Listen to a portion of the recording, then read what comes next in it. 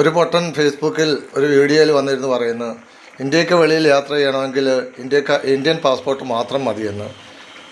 അതേസമയം ഇന്ത്യയിൽ യാത്ര ചെയ്യണമെന്ന് ഇന്ത്യക്കാരനാണ് തെളിയിക്കുന്നതിന് പല രേഖകളും വേണമെന്ന്. എടാ പൊട്ട, നീ ഇന്ത്യക്കാരനാണെന്ന് തെളിയിച്ചതിന് ശേഷമാണ് നിനക്ക് ഇന്ത്യൻ പാസ്പോർട്ട് കിട്ടിയത്.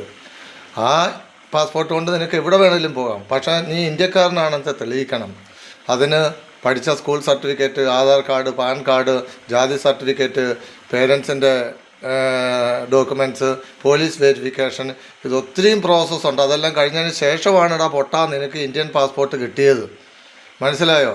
ഒത്തിരിയും മുസ്ലിംസ് അനധികൃതമായി ഇന്ത്യയിൽ കുടിയേറിയിട്ടുണ്ട്.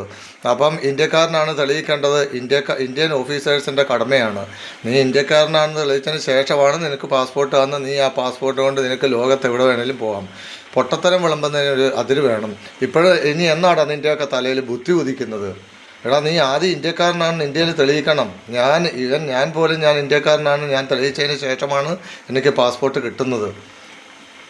പൊട്ടൻ, മരപ്പൊട്ടൻ.